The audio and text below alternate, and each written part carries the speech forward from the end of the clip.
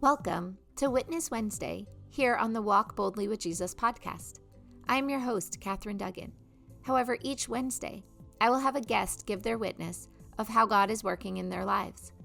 Hearing how God is working in other people's lives shows us how deeply He cares for each one of us individually. Listening to these experiences will help your faith grow. I am so blessed to be able to share these with you. Let's get started.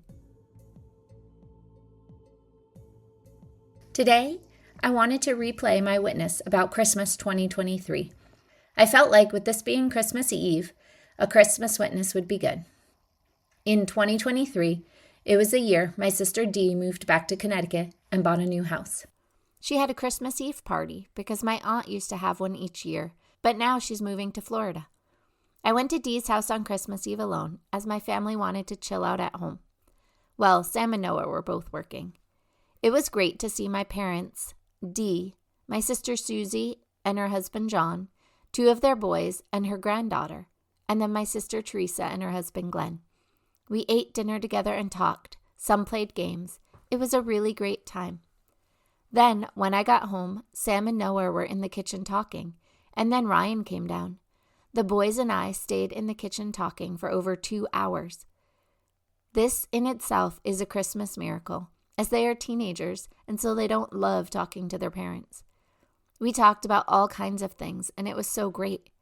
Of course, sometimes they were arguing, which I didn't love, but it was awesome to see them interacting with each other. I feel like 2024 is going to be a great year. I think they are starting to come out of their rooms a bit more. They're starting to talk a bit more and hang out with friends a bit more. I'm really looking forward to this upcoming year. Noah is a senior and is planning to go far away for college in the fall, so I'm hoping to get to spend some good family time with him before he leaves. On Christmas Day, we always go to the Duggins' house. The Deslets, my family, always celebrate on a different day, so we are lucky as we don't have to alternate. I like that we get to do the same thing each year. I love that we get to see his entire family, his brother and his wife, their 2 girls, my mother and father-in-law, and Tony's aunt. Usually, when we go, our boys are on their computers, and their cousins are too. Occasionally, we'll play a game or two, but I would say the majority of years, we just hang out. It's nice to get a chance to catch up. They don't live far away, but we don't see them too much. They have kids, we have kids, they work, we work. Life gets busy, and we don't schedule time to visit. It's funny because when we lived in New Jersey, when our boys were younger, we saw them a lot more. We would come up for all the holidays, so they would come up and visit as well. It has been dawning on me more and more lately that we saw family more when we lived further away than we do now. We are only 1.5 hours from Tony's parents and 1 hour and 10 minutes from my family, yet we don't see them that much. This is something we will change in the new year, as family is important. You never know when the last time you will see someone is. Regret is something that's difficult to live with.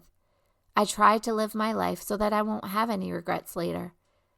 We can't ensure this, but we can do our best to live in a way that we will be proud of later. I don't want to wish I would have spent more time with people when they were alive. I want to actually spend more time with people while they are alive. This is something we can all work on. Do you have people you're unhappy with? Are you waiting for someone else to make the first step or the next move? Don't wait on others. If someone is hurting you, let them know. What have you got to lose? If they don't respond well, at least you know you gave it a try. We only have one life, and I, for one, do not want to have regrets. Make amends. Say the things you've been wanting to say, and forgive the person you're angry with. You might not get that chance later. I know you may be waiting for them to do the right thing, but what if they never do? Are you okay with things never being said? What if you just confronted them? What if you just said that you wanted to get past this? What if you just said that thing that hurt you? Okay, back to Christmas this year. I just want to thank God for it because it was really great. We had to wake our boys up because they are teens and so they sleep late. I asked the night before, and they all agreed to get up at 10.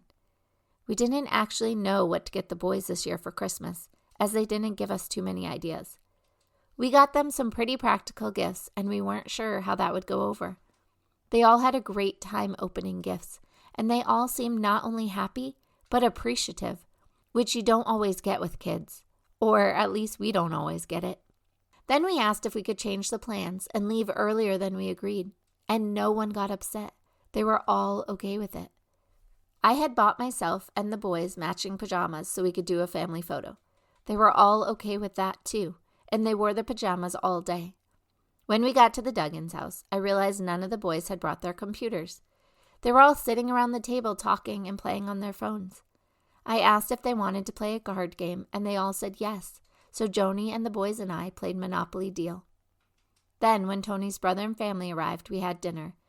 It was great that even those who weren't eating were sitting at the table. Everyone seemed to be engaged in good conversation and having a good time.